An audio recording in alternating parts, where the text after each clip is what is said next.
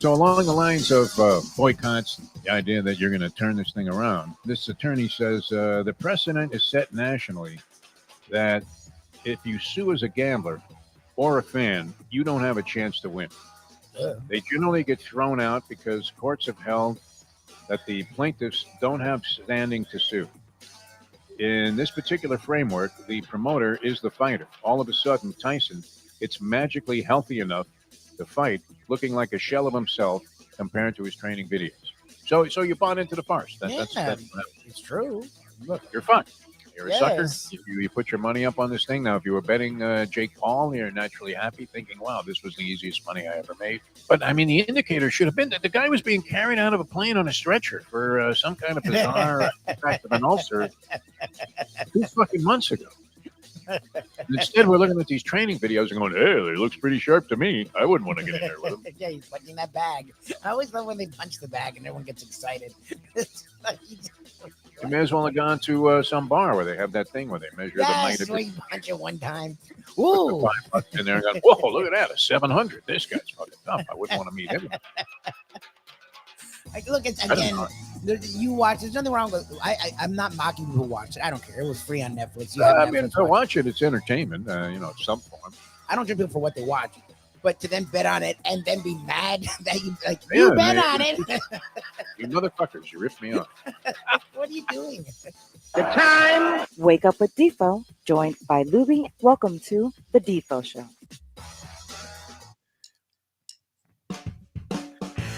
Very pleasant. Good morning, everybody. Another beautiful day unfolding here in South Florida. Glad to have you guys with us for the Defo Show largely featuring one Mike Lubie Lubitz. Of late, Lubie's been the guy that's been on the money. I've just kind of been meandering through a bunch of different topical stuff. Hey, what do you think about this? And he was the one that nailed it. He said that the ACC was going to get screwed. Which, by the way, Lubie, isn't the ACC? I remember when this debate was going on, where the Hurricanes were trying to figure out what conference to go to. They were going to leave the Big East Conference, and they were deciding what direction to go in. FSU was also facing the same decision. And I remember a lot of conversation. There was a lot of consternation about the idea that why would the Hurricanes join the ACC, which was considered to be a weak football conference with their football powerhouse. And I want to say, what was it? Sam Jankovic was the AD at the time when that took place. Is that right? Early 2000s, like 2005, 2004. Okay, so it wasn't Sam, was it? Who was the AD? I don't remember. It might have been Paul D. But they opted to go to the ACC, and it was largely thought that the rationale behind that was that the basketball program, which had been floundering, would benefit greatly from being an ACC team, and the football team would dominate. Yes, the ACC and win year after year, championship after championship. It was thought it was going to be Florida State, Miami, because even Clemson was there, but they weren't what they became under Dabo. People called it Clemsoning. They always found a way to screw things up. It was going to be Miami and FSU every year battling toe to toe. They were going to dominate, and the basketball program would be enhanced by being a team that was now touring Tobacco Road, and the SEC was not that powerful of a basketball conference, and so you had a chance to maybe dominate as a football team and really enhance your standing as a basketball program. So how does this make sense, so, Lubie? The ACC is getting one team in the playoff, and that would be their championship. The championship team, whoever wins the ACC title, is going to go to the postseason here, the college football playoff. And then they have the SEC ACC Challenge in basketball, Lubie. Did you see the results of this? It's amazing. Now, I watched a pretty good portion of the Duke-Auburn game last night, and that was one of the few victories. Did that give them 2 victories or 3 in 16 games in the ACC SEC Challenge? SEC just blew away the ACC, supposedly the basketball conference. What the hell was that? Does that make any sense to you? They brought a lot of the big-time coaches to the SEC, and they pay a lot of money in the SEC, and the ACC is sort of struggling as a conference. Again, Duke's there. Carolina makes their appearances. All these teams got hammered. I mean, Duke was one of either 2 or 3 victories. I think it was 14-2. SEC over the ACC in this, and I enjoy this. You have the big. Is it Big 12 and Big East that go after each other? So you have some favorable looking matchups in terms of attractiveness of games. certainly Auburn, which was ranked number 2 in the country and had been undefeated going in. With Duke, and they're on the road against Duke. Not that Duke benefited any from the whistles. It wasn't like it was the deciding factor in the game, but there's always a little bit of an edge there, even with John Shire in there for Coach K. Pretty good ball game. Featured a lot of marquee players that have just made their way onto the college scene, including Cooper Flagg, who had a pretty good ball game. There were others that were featured in this particular matchup, and Duke managed to prevail in the end. So they moved to 6-2, and Auburn, I believe, is now 7-1. But that really surprised me. I kept thinking that was some kind of misprint on the crawl, because the SEC was up 9-1 at one point and ended up, I believe, prevailing in 14 of 16 games.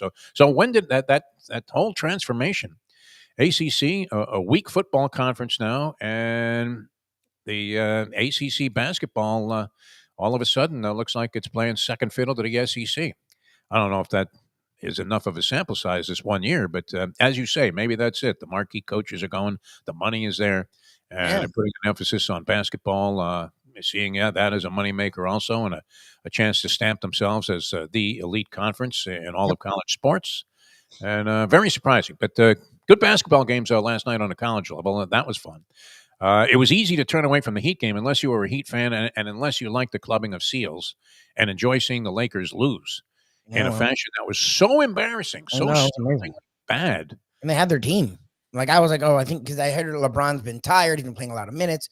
So, like, he's been in a dire shooting slump. So they were up at like 20-something in like the first or something. I'm like, oh, I guess LeBron's not playing.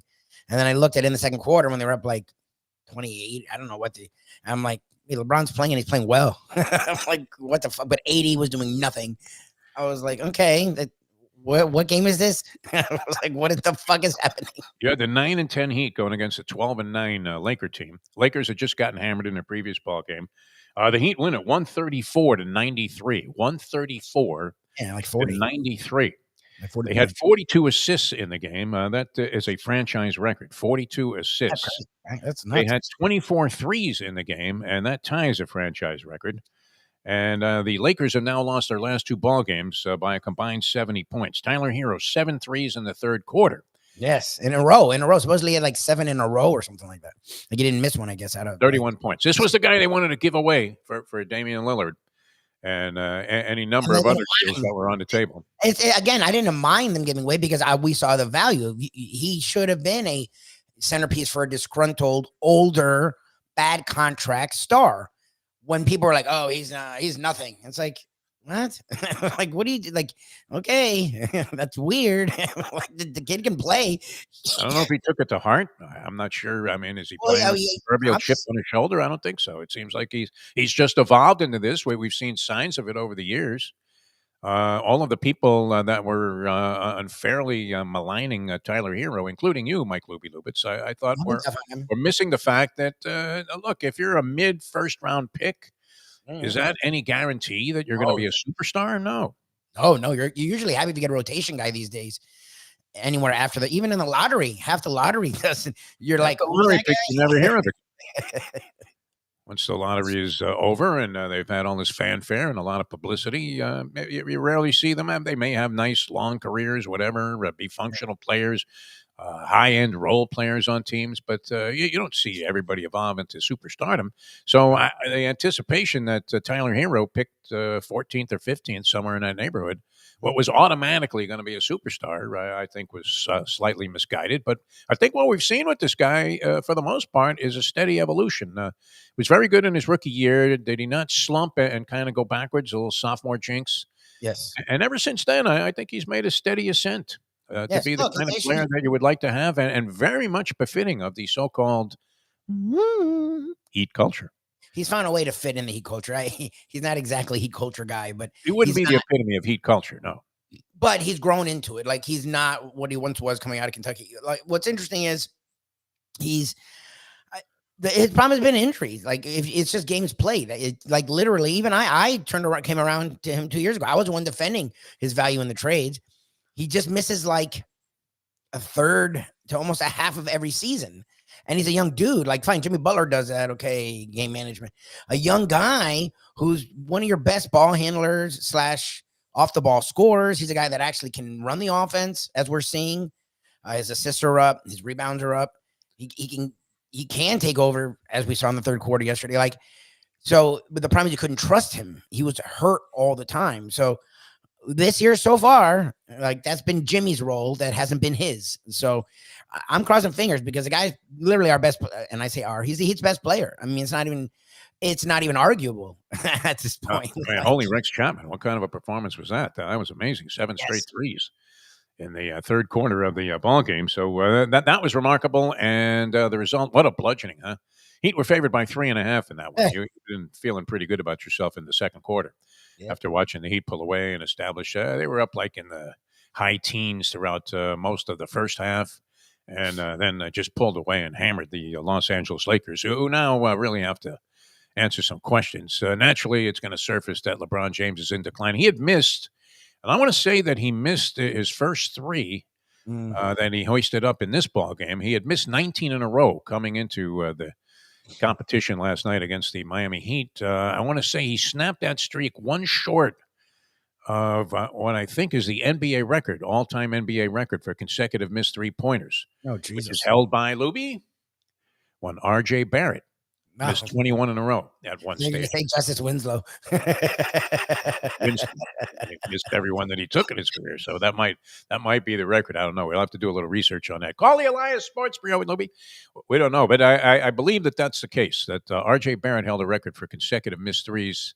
That actually seems a little light, right? Because you have the occasional three-pointer that's hoisted up by a guy that has no desire whatsoever and no business shooting a three, but he has to force one up. Some center that's out there 25 feet away from the basket, and they fire him the ball with a half a second on the shot clock. Could you see that happening to a guy? And maybe he only takes like 3 threes a season and misses them all. But I believe the record for consecutive missed threes is R.J. Barrett with 21. And LeBron was right there knocking on the door. LeBron doesn't hold too many records for infamy, Lubie. No. Virtually everything he does puts him somewhere at or near the top.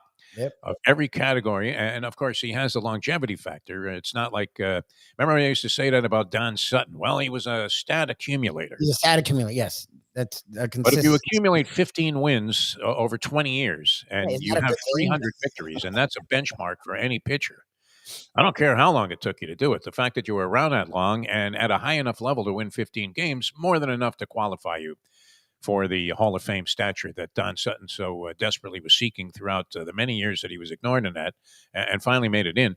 LeBron James, though, the 20 years, it's remarkable that he isn't in position to have more of infamous standards also. But he's been at this high level, but nearly bricked his way into the record books. It was pretty amazing to see that stat that he had missed 19 in a row coming into the ballgame last night. And he did brick his first 3. So, Heat looking very sharp. Does that do anything for you, Lubie, or is it just another routine NBA game where the regular season really doesn't matter? It was not a cup game, Lubie. Had it been, you could have seen the added incentive for the Heat to go for the jugular and establish the widest margin of victory. Speaking of bad rules, and this is drawing headlines all over the place, I'm not sure it should be garnering this much attention. Have you seen this latest from Rob Manfred, the commissioner of baseball? Here's the back page of the Post today for those of you that are viewing the show. Idiotic, imbecilic, utterly moronic. I thought for a second it was an article about this show, but it alludes to this new concept that was floated out there by Manfred. I don't know. Could he have possibly been serious about this, Lubie? As the commissioner of a league, would you toss out a notion that, hey, this is something that we're considering if in reality it was under no consideration whatsoever? Is that a sound way to approach business?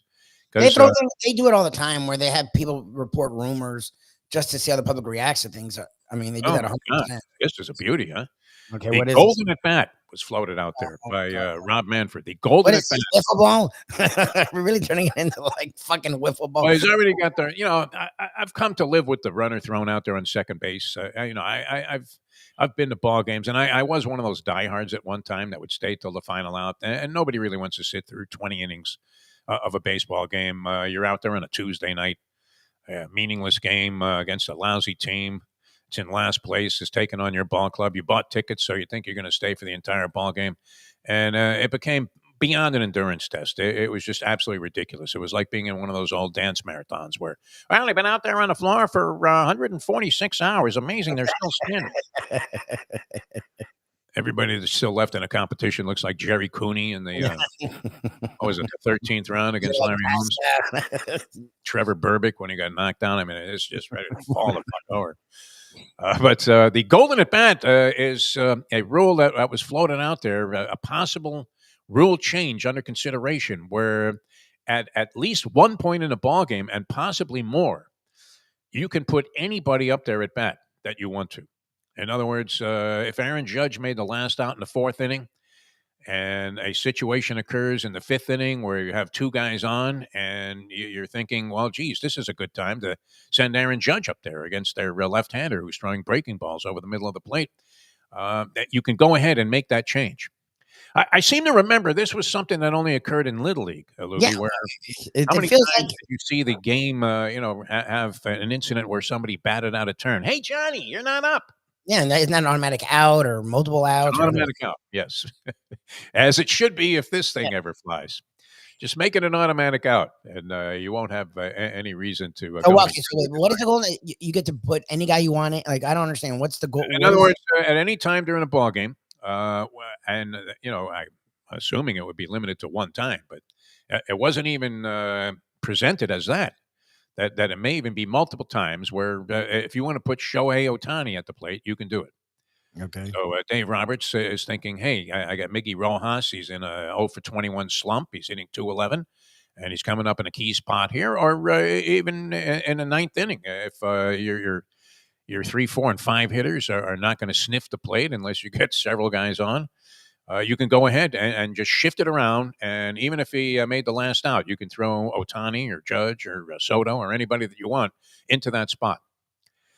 That seems to be, I mean, in and of itself, if you just wanted to erase every tenet that you ever thought about in terms of baseball and how it's contested, wouldn't that do it right there? I mean, they've already made rules to try and eliminate certain things where pitchers have to face 3 batters now if they come into a ball game. You can't just do the Tony La Russa and bring in a guy in for one pitch and take him out. Good. That got fucking annoying. Again, I don't like when they mess with the balance of the game, but sometimes time of game though is something that needed to be approached. Look, the games are faster now. I don't know what it's done for eyeballs on TV sets, but nobody wants to see a guy step off the rubber, scratch his balls, and then the catcher comes out and talks to him. Now the whole infield comes in, manager comes out, the ump comes out and goes, "Hey, you guys going to break this up, huh?" Nobody wanted to see all of that. So the pitch clock was a great asset, I think, and a nice rule change. I don't know. Is anybody opposed to the pitch clock? Is there anybody? No, the pitch clock's fine. The guy in second. Oh, you froze up on me there, Lubie. But yeah, throwing a guy on second base, it's a little uncomfortable. Go. There you go. You're back with us here. Yeah, sorry about that. We missed what you said. Yeah, the guy in second stupid. The pitch clock's fine, and the golden at bats is ridiculous. A game is what a game is. Everything about the strategies of the game, which are supposedly the subtlety and the strategy is supposed to be so important. If a game is boring, look, we make fun of soccer. Every time an American who really isn't into soccer gives advice on the sport to a soccer fan, they tell us to go fuck ourselves. Offsides is valuable. It's the dumbest rule ever. A rule that literally cuts back on scoring opportunities is stupid as fuck. But that's the rule. They get your defense back. Exactly. Yeah, play defense. They've embraced it. Okay, and they will tell you, don't touch it. I give them at least credit for that. Like, they're like, look, this is the sport is. You like it, you don't. And I'm okay. The NFL tweaks shit. I'm baseball tweaking shit with the pitch clock, whatever, fine. Messing with the mound, moving you don't forward, want the batter stepping out every other pitch. I mean, shit. These are things you can put the actual game. Here, now put your best 3 batters in a row. Now pick your best 6. Like, come on, man. Like, what are you doing? Just play the fucking game. It's a boring ass game. I don't know what to tell you. That's what the game is. People will find it or they won't. Like, they're making it so hokey. It's like, come on, man. Well, I mean, you might not have some of the most famous moments in the game. It would have never occurred if this was in place. You think Bucky Dent would have been hitting against Mike Torres in the Boston Yankee game many years ago? Of course not. They would have thrown anybody else up there that they could. You're Mordecai, the one you referenced, and I remember watching. Like Mordecai the Jew. Was a huge at bat and like a really big hit in a season that was interesting and became a great season. Like, it's okay for the random guy to make a play once. Like, so you're going to legislate out the random player. Like, everyone's going to, like, it's okay to have random players step up or, or fail. Like, you think the A's would have had Geno Tennis batting instead of Joe Rudy if they were in critical spots? The guy had Aaron Boone, the one Yankees Mr. Red Sox. Aaron Bleepin Boone. He wouldn't have been fucking up. Get the hell out of here. But it's a great moment. Like, I don't know. How dumb is that? I mean, the good thing that came of it was that Mike Francesa says he'll never watch baseball again. Oh, good. There you go. If they do this. I can't imagine that that's going to be accomplished. I mean, that had to be just one of those far-fetched things. Yes. Manfred's talking. Maybe he was smoking a little weed before he went on some guy's podcast. It was one of those deals, too, where and you've probably done a few of these. I know I have. And I think I'm conducting one now myself. Where the guy's thinking, when is this fucking show going to end? Is an hour too much to ask of a guy to have a conversation with? No, guys do it all the time. As long as you let them know ahead of time. Yeah. Then I'm reluctant to do that. I just figure I'm going to get into it. Oh, you just slide it in. It'll be a few minutes. Hey, you got 10 minutes on Tuesday, 4 o'clock? I'd love to talk to you. That's great. You can kind of see the people after about 40 minutes starting to twitch a little bit. Unless there are no commercials in that particular show. Exactly. It just goes. It's just like, all right, here we go.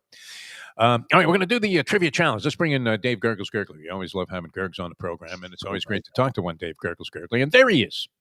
Dave Gurggles Gergely, ladies and gentlemen. How are you, my friend? Doing great. I just sent you guys a couple of pictures. Fernando and I were in Green Bay for the Dolphins Thanksgiving Day game. We want to hear about that experience. 24 degrees. We had great seats, 15 rows back, right behind the goalpost, but great seats. How hard were these tickets to cop? I mean, did you go online and buy them? I bought them in June, way back on Ticketmaster. Okay. But it's aluminum seats too. No, in the cold. Get the fuck out and nobody sits. I left at halftime. Yeah, exactly. I wouldn't sit either. Aluminum seats or cement? We parked the car at the Green Bay Packer Distillery bar, went back at halftime, and we invented a drink called the Lambeau Leap, which is Kahlua, Bailey's, amaretto, and coffee, just to warm up. Nice. I mean, Green Bay is amazing just to see the houses right around there and the stadium. And the people are just wonderful people. On the ride back, Fernando's sitting next to this African-American lady, real nice lady, going to Miramar from Green Bay. Come to find out her son is an offensive tackle with the Packers. Sweet. So he was in heaven. It was a unique experience, but I would never go again unless maybe September. Yeah, it's rough. I mean, look, we had a couple of nights where the temperatures were in the 50s here recently, and we've all experienced it. We had that one winter where it was like 30 degrees every night. Remember that? Iguanas were dropping on your head. And through April. Falling out of trees. And it was like a 2-week span there. I really enjoyed it. But even, I mean, those are modest temperatures compared to what you experience in Green Bay. And when it gets to a certain point, especially for a South Floridian, there's a breaking point. Yes. Where your blood literally is frozen inside of your body. So I was fine until after the national anthem. That was it. How much time did you spend there prior to the game? Did you get there on the day of the game? How did that work? No, we flew in Wednesday, the night before. Okay. Stayed in Pulaski, which is about 15 miles outside of Green Bay. Got a nice hotel. It was like $115 a night. The day that's all. Really? Checked in, it was $250 a night. I booked it way back in like June or July, as I said. All the guys chipped in. Drove into Green Bay real early that morning, and watched the first couple games. Went to the game around 6:30. And sat there, and I said to Fernando at halftime, I can't make it. About a mile and a half back to the bar, and they had little scooters that would help take you back for $20. I passed on it so I could save that for a whiskey. But it's a place I think everybody should go one time. But not. They said it was the coldest game in 10 years, even in Green Bay. Is that right? That seems impossible. Hey, I heard your baseball talk. What happens if there's second and third for the Yankees with nobody out, and they intentionally walk Aaron Judge? Can they put in a pinch runner for him so he can come back and bat? And then is he out of the game? I can't imagine. I don't know. I mean, these are It's a complications. stupid rule.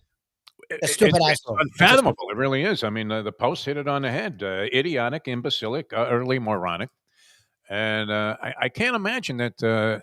Can you believe that Manfred man there, Robert Manfred, was serious about this? That Well, I can't. hate to give him be, credit, under but he may be consideration, can it? sneaky smart in getting baseball some headlines when they usually would write nothing about it. I Yeah, don't think that's he's that For all the smart. wrong reasons. I mean, they have plenty of news floating around there. Where's Soto going to end up? You have all these other free agents waiting to sign to see, how the dominoes fall, as they say. And they have plenty of news to generate during the offseason. You got baseball winter meetings, all kinds of stuff. But to say, hey, we're going to go ahead and do something that's absolutely going to ruin the game. I mean, how many times managers are plotting strategies so that they can set their order up a certain way before the game and in anticipation of different things that might transpire during the course of the game. I'm going to hit a lefty here in the middle of it, even though Jazz Chisholm can't hit his weight right now. I'm going to go ahead and throw a left-handed bat in there and start going with a little alternation. All of the essential strategies of the game would kind of go right out the window with one move like that. And why not let the opposing team pick who hits? There you go.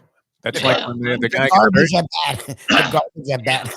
The guy gets hurt, and in a basketball game, and he can't shoot the free throws, and the other team gets to pick, some bricklayer. Exactly.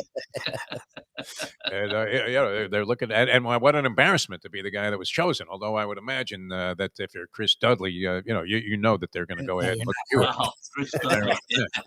Unbelievable. All right, Gurggles, we're going to get into the trivia. So you had a good time, and Nando must have loved it because he is a Green Bay Packer fan, and the Packers were dominant in that game. The Packers, interestingly, in a very intriguing, as Al Bernstein would say, matchup tonight against the Detroit Lions. Yeah, finally, this is a really good game. How is it possible, though, that everybody that you talk to, and you've experienced this with horse racing and all forms of gambling, and Gurggles, you're dabbling now with a little hard rock stuff on football. We've seen you have great success with your wagers that you've made, your spot plays, your Polyman spot plays. How is it possible, though, that everybody I've talked to loves Green Bay in this game, thinks that Green Bay will prevail, and the Lions are still the favorite on the road against the Green Bay Packers? I know the Lions are very good, but the Lions are battered and beaten. They're losing players every week. They already had lost their ace pass rusher, Hutchinson. They're still prevailing. But last couple of ball games, they were life and death to beat the Chicago Bears, if not for Matt Eberfluss, who lost his job as well as the ball game. They may have been tagged with a loss against the Bears on Thanksgiving Day. And the ball game before that, they covered the point spread. I think they won 20-6 over Indianapolis. But it wasn't overwhelmingly impressive. It was a game where Indianapolis kind of did themselves in, or they could have been right there knocking on the door. So maybe the Lions are coming back to the pack a little bit. How is it possible that the line has been like 3 and a hook and held steady there?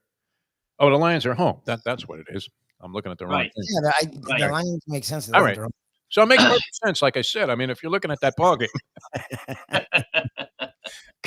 What am I talking about here? Packers are the dog. Look, the Packers are coming into their own. They played a nice game against the Dolphins.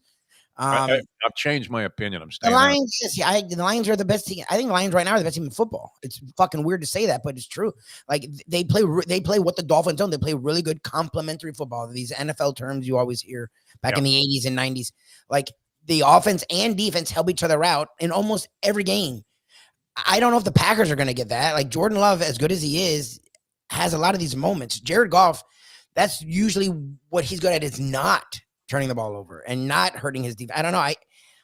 People keep wanting to find the hole in the Lions, and I don't think it's look. Last year was it. They should have been in the Super Bowl. The only thing that could stop them probably is the injuries, Lou. Yes. Seems that way.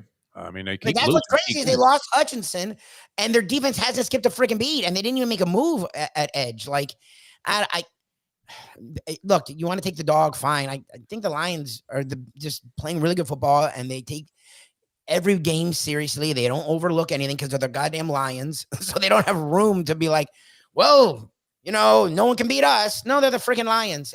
In their mind, everyone can beat them, So, like, I like that they're gritty, gutty. That's the one thing Campbell brings. I don't know what he does as a coach. I think he does nothing. But the gritty, gutty. It can't be that he's just a figurehead there. Well, they said it last week, and it was funny. It made me laugh. I was like, oh, so they're admitting what we say. They're like, they have great offense coordinator, great defense coordinator, and Cam was a great motivator. I'm like, that's what I think his purpose is. He seems to be able to get players to, be motivated to buy into whatever it is that they're trying to do. And But the big question I want to know is, before the season, I bet the Bengals under 10.5. Oh, They're sweet. 4-7 right now. Yeah. Can I collect that ticket now? Yeah, that would be interesting. Can you get the early buyout? You had that? I don't want an early buyout. It's already a winner. The most they can win is 10. Yeah, okay. You're in good shape. Yeah, I'd go ahead and go to the window. They can't get 11 wins. Like, they mathematically can't. Okay, so the worst you could do is a push. Yeah, the worst you do is can't get a push. 10.5. Okay. Why Why can't you cash that ticket? It's a winner. You should be able to cash it now. I don't know how any of this gambling crap works, but you won. In fact, give it to me, Gurggles. I'm heading to the Hard Rock tonight. Give me 10 cents on the dollar. I'm happy. I'll see if I can cash it for you, and there'll be no verification of how much I actually received. I'll tell you, because you cashed it early, there probably is some kind of vig that you have to pay. All right, we're going to get into the trivia challenge here in just a sec. And dial us up if you want to play, 954-417-0070, 954-417-0070. Next time you go to Green Bay, go in September, Girls. That would probably be a better move. Nice fall day. The leaves are turning brown, the whole fucking thing. Yep. It's great. All right. And the problem is, if you do go to a Green Bay, you can't just sashay your way to Arlington Park anymore, and taking the races there. That was my only incentive at one time to go to Chicago. Although I did go into Hawthorne, which is right in the midst of like a meat packing district. This isn't like the meat packing district in New York with a lot of fancy restaurants. This is where they're actually like slaughtering cows. And wow, I mean, and of course, I loved every second of it. It reminded me of being at like Yonkers Raceway on some, ugly evening where there's nothing but sick degenerates there that all look like they came off the cover of the Aqualung album. All right, we're coming back with more in a moment. Dial us up, 954-417-0070. Dave Gurggles Gergely. And the Trivia Challenge in a moment. Now that. The time. 8:35. Play the ponies in style at Champions, the outstanding simulcasting room at beautiful Hialeah Park. Yes, the grand old lady of thoroughbred racing has never been more vibrant, and you can wager on the races from the top tracks around the country while enjoying a cocktail at the Brass Rail Bar or any of the fine food served throughout the facility. If poker is your game, you're covered in style, and you can play all your favorite Vegas-style games, including blackjack, craps, and roulette, in Hialeah Park's sizzling hot casino. Get a player's card when you walk through the door for all kinds of generous amenities, including our favorite, free play, when you come out to the ultimate casino and entertainment destination, Hialeah Park. These days, we're all looking for comfort anywhere we can find it. Thank goodness for Landlubbers Raw Bar and Grill in Plantation, because they are making sure you are as comfortable as possible. First of all, they're not only open for delivery and pickup. All you have to do is go to landlubbersbarandgrill.com for both pickup and free delivery. You're going to have the best wings in the world. You're going to have a great burger. You're going to have their amazing soups. Again, Landlubbers, Raw Bar and Grill. It's nice and easy. Just go to landlubbersbarandgrill.com for both your pickup and free delivery. Thank goodness for Landlubbers for making you always feel right at home. Are you looking to buy your first home? Have you been turned down for a loan? Do you need to refinance or get money out of your home? Call Michael Kodsey, CEO of Choice Mortgage. He's been helping the South Florida community get mortgages for 30 years. Hi, this is Michael Kodsey, CEO of Choice Mortgage. We have the most competitive fixed rates in the market. Call me 24/7, 561-441-2730. And remember, I don't just work banking hours. To make the right choice for your home, call Choice Mortgage today. Oh, Solo Volante will be coming late. Oh, Solo Volante, the Belmont's now 1.8 miles. The finish line is coming up quick. Luca Panici, just switch the stick. The only way to get your morning started is with Defo, joined by Lubie, right here on the Defo Show. All right, welcome back to the show. Getting ready for the Trivia Challenge. Your chance to win a prize, man. And that is the best thing about any of these kind of shows, is it not, Louis? Let's face it. If you can't win something, what's the point of doing a show? I really think we need to expand. I know we have the prize giveaway on the Mayo Show, but we should be giving away stuff like Every day. dinner for two here. We'll pay you to listen to us. That's it. Buy your audience. That's what we want to do. Great concept. All right, so we do have the Landlubbers gift certificate we're giving away, and Landlubbers still stands out. And you are well aware of this, Gurggles, because you've been over there many, many times, and still stands out in a really tough restaurant market where it's been hard to keep prices down and then offer the kind of variety that they do, and then do such a great job on virtually everything that they serve. A wide variety of things. I mean, you want to go in there and get liver and onions, Sufreen will make it for you. Talk about variety. I like the teriyaki salmon vegetable rice bowl. Really excellent. They do it with salmon or with beef as well. Tonight's, I think, their cheeseburger special. Will they have the game? Do they have Prime there, Lubie? Oh, I'm sure. Yeah. Sufreen, yes. Yeah. They will have the game. Every time we're leaving, they're already doing the pregame. I always see great place to watch a game. Yeah. Good spot. Yeah, all the way around. All right, we want to get into the game here because our first player, even though he still will be subjected to the random phone scrambler, so there's no guarantee he'll be our first player. But I'm going to go ahead and put my money on the fact that he will be. Yes, he's been hanging on for a long time. So if you want to get in, you can dial us up 954-417-0070. Having some communications. I hope you sent the Polyman that picture, Gergs. That is dynamite, that picture of you and Nando.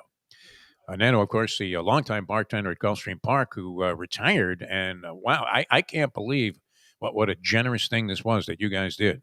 How many people were involved in the contributions for that? Oh, my goodness. We raised over $3,000, $1,000 to pay for the trip, gave him a check for $2,000 for spending money. The picture in the winner's circle was called the Take It Easy Handicap, had over 70 people in it. Oh, wow. So it was terrific. And then everybody went. Also, Fernando, he retired. He lives in Del Rey. So what's he going to do? He's working at one of the local big farms up there as a hot walker for one of the trainers. Very nice. I mean, the racing game was in his blood his entire life. So, no, always nice to see somebody going out on their own terms. And I'm glad I wasn't around when you guys were taking up the collection, but I love Nando. And I no doubt would have given you my 38-cent voucher that I had from the 300 I started with and said, here, make sure he has a good time. All right. But very generous. And it's nice to see people doing good things for each other. This is how we can change the world, people. Not by screaming at each other over politics and the whole send in the clowns thing that's going on right now. All right, here we go. In honor of the Polyman, I hope you send him the picture. We're going to begin the game in the traditional fashion with Dave Gurggles Gergely and some Easy Baseball. This humorist describing the early days of the lowly Washington Senators said, Washington, first in war, first in peace, and last in the American League. What's that? Way back, Charles Dryden, Don Drysdale, Neil Drysdale, or Mr. Drysdale on the Beverly Hillbillies. Roll it, Lubie. Let's see who we come up with. I hope he's still there. Like draft lottery here. We know the number one pick is going to be. It's Lenny the Chronic. Lenny, how are you? That'll be me. Good morning, fellas. Good morning. Gurggles, Lenny, you're going to come up tonight. I'm Well, good. only if you guys are threatening to win. You want to hear your stories tonight? Yeah, that would be great if you yeah, could share all of the stuff that you did in Green Bay. Awesome. All right, you have 1 point, Lenny. And how's the health? I've seen you've been going through like a battery of tests. What's going on? Hang on. I'm trying to get my leg a little better, so I'm trying some new things. And I got a couple more treatments left, but hopefully it'll help and I'll walk a little better. Seems to be my main problem, but thank you. Hey, a shout out to Andy. I hope you're feeling better, Andy. Any medical consultation you need, never mind a doctor, just call Andy. He's been through it all. Andy's I know. Yeah, every time we always wonder. I mean, usually you talk about this in terms of incarceration with your friends. Is he in or is he out? With Andy, it's strictly about. Yeah. All right, you have 1 point, Lenny. You're in the game. You're in the game. Right, Lenny, horse racing, true or false? Believe it or not, the horse who portrayed Mr. Ed was on TV. It was a retired thoroughbred racehorse who, during his racing career, won 3 races from 21 starts at Hollywood Park. True or false? Why not? He looks like a nice horse. Let's go true. I'm going to say false. No, That's that's no chance of being true. You said he was pulling a carriage in Central Park before he got the car. Paulie would be proud of you, Lenny. Yeah. Nice job. You brought that one. That was one of the most obvious Gurggles true false questions in history. And I was going to say his name was Caballo Blanco too, but I don't want to add that. That might have thrown you off. it was White Barrio, I think, was Mr. Ed. All right, one going for four. One going for four. All right, NFL football. Let's bring you up to the current date, Lenny. Justin Tucker and Young Ho Koo are tied for missing the most field goals this season with 8 misses. Which kicker once missed 9 in a season? Oh, God. Matt Gay, Greg Joseph, Chad Ryland, or Tony Franklin? Jeez, can you repeat that? Yeah. Justin Tucker and Young Ho Koo have 8 misses this season. Which kicker once missed 9 field goals in a season? Matt Gay, Greg Joseph, Chad Ryland, or Tony Franklin? Let's go Day. Day. Day? Yeah, whoever that was. No, it was Chad Ryland of the New England Patriots. I was going to say Tony Franklin. Here he is with the Dolphins. I want to say Franklin or Joseph. He's a South Florida kid. Yeah. All right, Lenny, let's see if you can Lenny. Take the lead. See if you can do a little bit better with baseball. On this date in history, this player was the first to evoke the 10 years in the league and at least 5 years with a current team to avoid or to void a trade. So they had the 10-5 rule, and this guy had the right to void it. He was the first one to do it. Was it Vida Blue, Bill Freehan, Richie Allen, or Ryan Sandberg? Whoa. Say those guys again, please. The question or the choices? The guys. Just No, the choices. just the guys. Vida Blue, Bill Freehan, Richie Allen, or Ryan Sandberg? Let's go with Bill Freehan. That's what I would have said. I was going to say No, it was Ryan Sandberg when the Cubs won the deal to the Angels. Really? Right. Zippity doo dah. Well, you're probably not. Congratulations on your 1-point score, Lenny. I had the under. See you later, my friend. Over under was a hook on Lenny on this one. And it's impossible to get 0.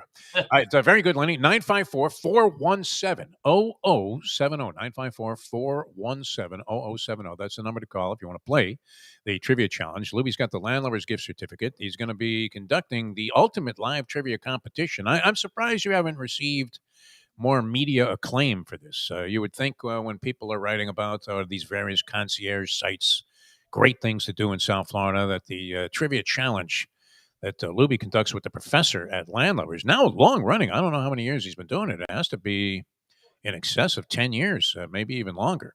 So that's a pretty cool thing. And you can catch him out there tonight. That's Sunrise and Pine Island in Plantation. It's not Plantation? Somewhere like that.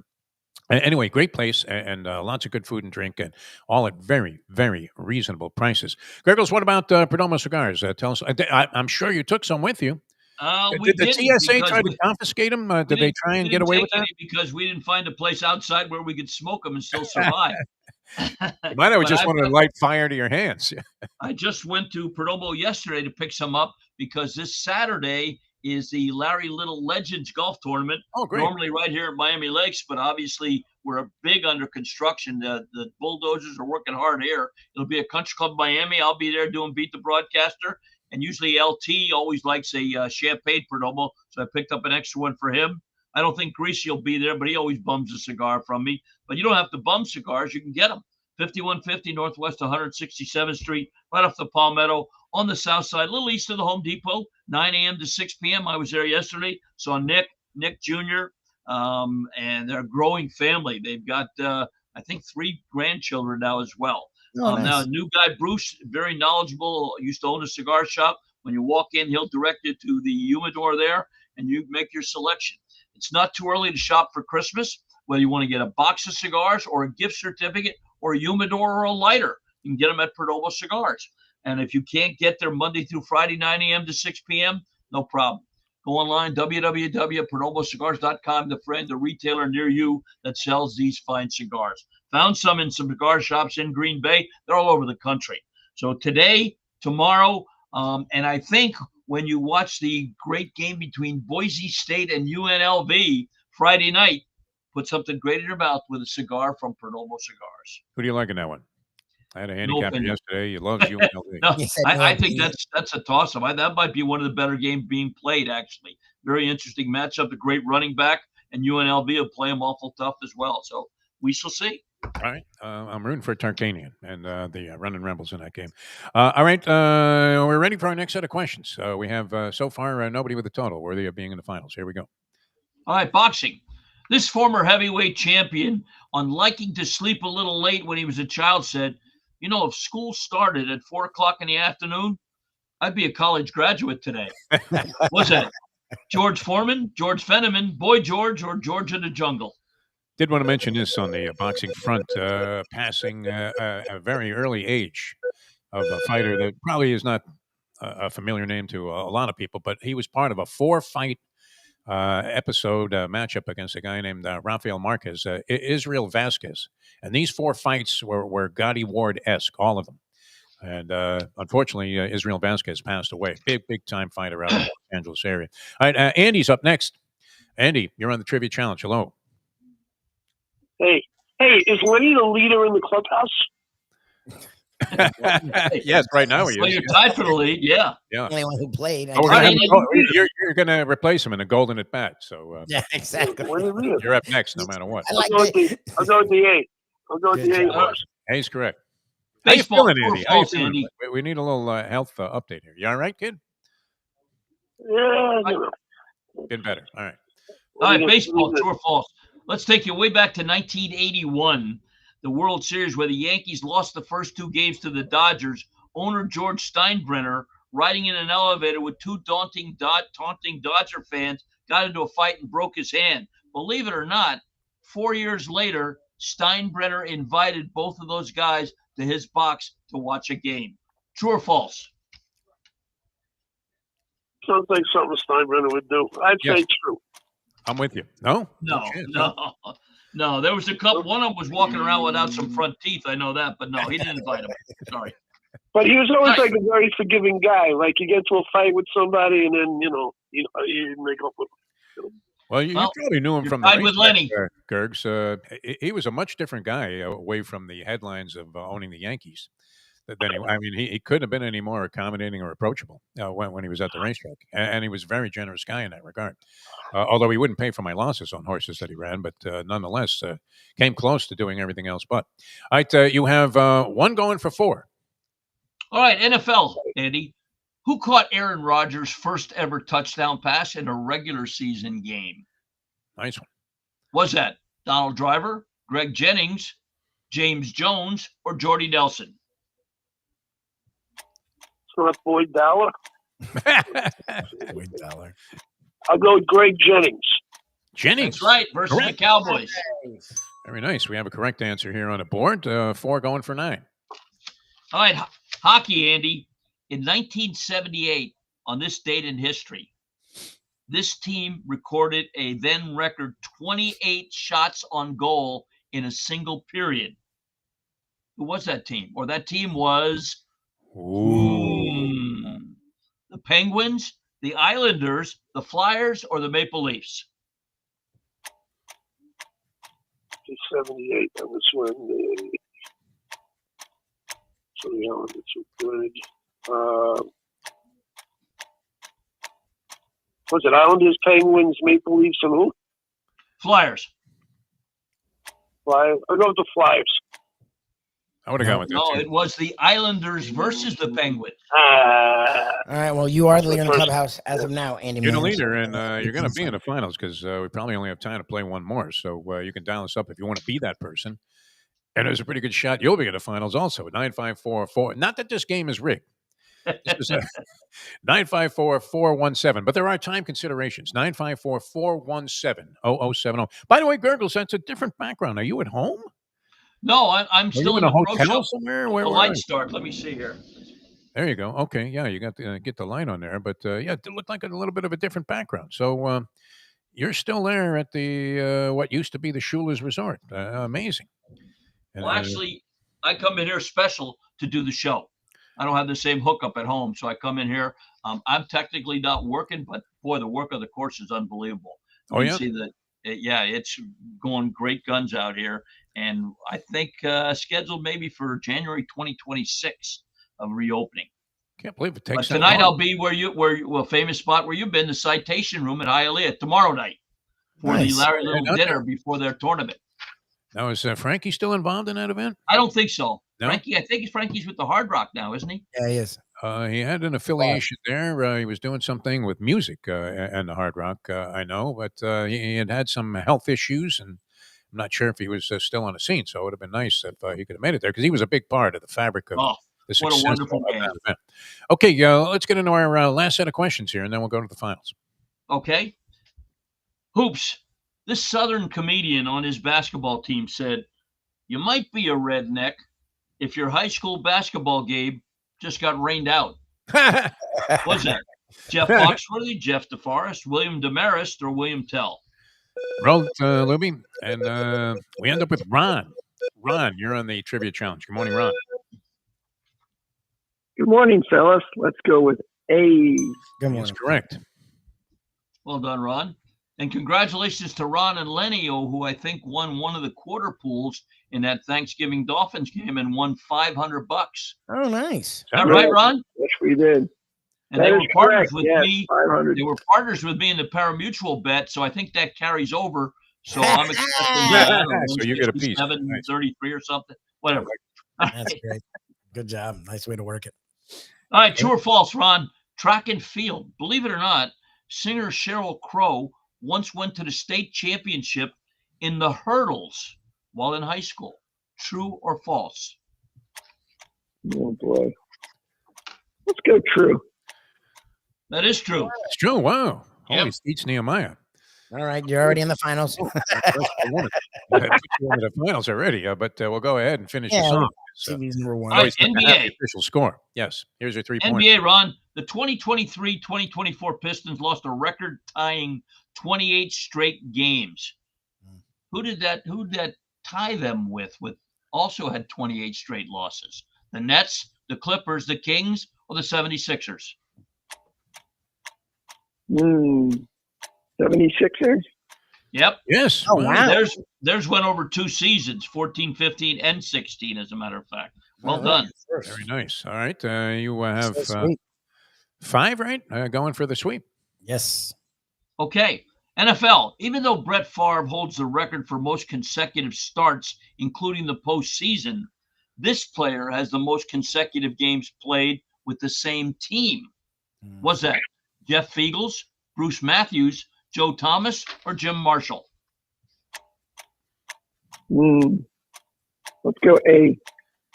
Hey, Matthews, incorrect. right? No, It's Matthews. it's actually Jim Marshall with 270. All right, stay right there, Ron. Don't go anywhere. No, we're going to go ahead and match you up against Andy, a medical marvel, Andy, that he manages to persist and still have the energy to play this game after all he's been through and has been going through. So while we set that up, one more time, Perdomo Cigars, Dave. Yep, I'll be at Country Club Miami on Saturday with a nice Perdomo cigar. I think I'll smoke a Lot 23, their nice mild one. In a little cool day, it'll feel good out there. So if you're looking for a perfect Christmas gift, that special someone in your life, and they're a cigar smoker, go to Perdomo's. Bruce there will help you, or Nick Jr. will help you with a selection of a nice box or a variety pack, or just a gift certificate of Perdomo cigars. Makes it perfect. And they're easy to get to, 5150 Northwest 167th Street on the Palmetto on the south side. Call them, 305-627-6700. They're open beginning 9 o'clock this morning till 6. Saturday, Sundays, if you want one for yourself, well, you got to go to a tobacconist near you. Nick's is closed on the weekends as a family operation. In their 4th generation now of making cigars perfect one at a time. So for this holiday season, for yourself or for the one you love, get something great for them with a cigar or a box from Perdomo Cigars. Well done. All right, we're ready for the finals here. Dave's going to toss out a question. Call out your name if you want to answer right away. If nobody answers right away, we offer multiple choice. First person to call out his name gets first choice. We go back and forth until we have a winner. Good luck, gentlemen, for the championship of this week's edition of the Trivia Challenge. Here's Dave. Good luck, guys. Baseball and television. Longtime manager Leo DeRocher first appeared on which of the following television shows? Sergeant Bilko, Bewitched, the Munsters or Cal Burnett. I'll go to Andy. I'll go to Munsters. Munsters. Andy. Andy's right. Correct. Herman hit a home run from 2 blocks away and hit Leo DeRosa in the head. They wanted to sign him for the Dodgers, but they didn't want to keep replacing the wall when he batted. Well done, Andy. Excellent. Nice job, kids. And way to go. Appreciate the people that called in to play. If you're a newbie to the show, feel free to do it next week, as we'll again be joined by Dave Gurggles Gergely, and what's always a lot of fun for us, the Trivia Challenge. And don't forget about Perdomo Cigars. And Gurggles, of course, good luck with the Larry Little tournament. Say hello to all of the folks out there. Yeah, tell us. I still, my lasting impression of being involved in that tournament still remains, well, 2 things stand out.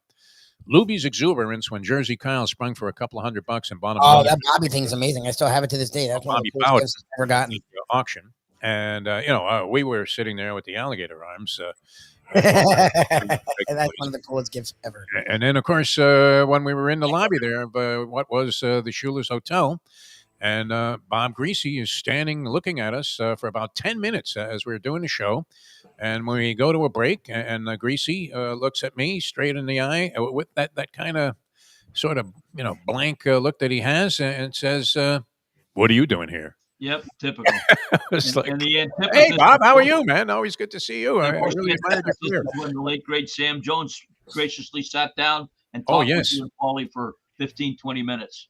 That was one of the best interviews I think we've ever conducted in any format that we've ever been on. Sam Jones, may he rest in peace. You got very close with Sam Jones, which was kind of nice too. All right, gentlemen. Always a pleasure. Gurggles making a special trip to do the Trivia Challenge. Lubie, we will be later on today, and this is not going to be open to the public, but I would suggest this. We really should have like a meet and greet Mike Mayo, should we not, when we do this? No. You don't think so? Why not? We can have an event for it, but on these shows, he lets himself, I was going to say lets himself go, but he lets himself loose. I don't know if I want to project. Before the show, where he could be at the Tiki Bar and signing autographs or something. Oh, yeah, before the show, yes. Books or whatever. Before the eating happens, sure. Should do that. And maybe that's something we should institute in the future. But it would be a great day if you just wanted to pass through and maybe get a glimpse of Mike Mayo. You could come out there. We'll be at the Casa Calabria, which is an outstanding Italian restaurant. In fact, it's like the San Gennaro Festival for me because yesterday, Casa D'Angelo, what was the first dish that they brought out there? What was that? With Hamachi crudo. Hamachi crudo was the first dish. That really looked like it was shaved by Paul Sorvino. Yes, didn't it? That was fish. Like they shaved this shit with a razor blade. It was really outstanding. And then, so we'll be at Casa Calabria, and then I'm going to be dining at the Hard Rock tonight at another Italian restaurant. Nice. So with the great poker legend Johnny Chan. Oh, cool. A lot of fun. Yeah. Well, I'm also going to be with several other people, but yeah, that's so cool. Johnny Chan will be pulling this whole event together. I think it's called Sefruso or something like that. What the hell is it called? That's great. Yeah. I'm not familiar with it. I'm sure the master of all food, Mike Mayo's probably eaten there several times. Let me see what the name of this joint is. Because have you been and frequented many of these restaurants? I don't eat at Hard Rock. The Hard Rock restaurants are hit or miss. But I'm sure they have good places. Like, I wouldn't doubt it.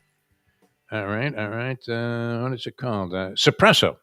Oh, I've heard that name. I've never eaten there. Any good? I'm sure it's very pricey. If they come with separate checks, I'm not going to be happy about it. Maybe I'll order very lightly until I understand what the billing situation will be. Because Hard Rock, as you said, pricey. I probably would opt for other places, although people love the restaurants at the Hard Rock. Look, Casa D'Angelo is nothing for people that are thinking they're dining on a budget there. If you are dining on a budget, it's a high budget, but it's worth every penny because what's amazing is the ingredients. Have we learned this on that show? That the particulars about the ingredients that certain chefs pay attention to. Yeah. And restaurateurs really make a huge difference in the way everything is presented. And they do that at Casa Calabria, too. Frank Tallarico. Oh, no, they use top-notch stuff. 100%. Chef Sal. So Mayo gave his verdict. It's okay. Right. Well, the fun part will be meeting Johnny Chan. I would imagine. I'm figuring Mayo probably has dined there many, many times. Okay, it's no Casa D'Angelo or Calabria. In other words, it's another fucking pizza joint today. No, it's probably high level. I'm sure it's we're spoiled. We're spoiled. Yeah, those are two. I mean, back to back, you couldn't Yeah, find like, better places. it's nuts. Casa D'Angelo and Casa Calabria, two great houses to go to. All right, we'll see you guys later on. We'll be out there, Casa Calabria, 1 o'clock. Yes, sir. And I'll be venturing on to other things later on this evening. I'll try and get a picture with Johnny Chan. Should I hold up pocket aces? Should I hold up 2 aces to get a picture? Or will he look at me like I'm a schmuck? Pushing all in. You should be pushing all in. I'm sure he looks at me like I'm Seidel there in that World Series of Poker. Complete and utter sucker. Just wrote me right in for an all-in play. All right, we'll see you guys later on. Thanks so much for being with us. Okay, and today, that would be my recommendation. The autograph signing with Mike Mayo, and then hang out at the Tiki Bar. I don't know what figures to be. Oh, the Tiki's great. With the weather like this, are you kidding me? Wow. All right, see you next time as we leave you know that. The time. Because it's nice, huh? Yeah. I respect his opinion on these sort of things. It's 9:03. Let's go to eat a damn snack. Look what they got.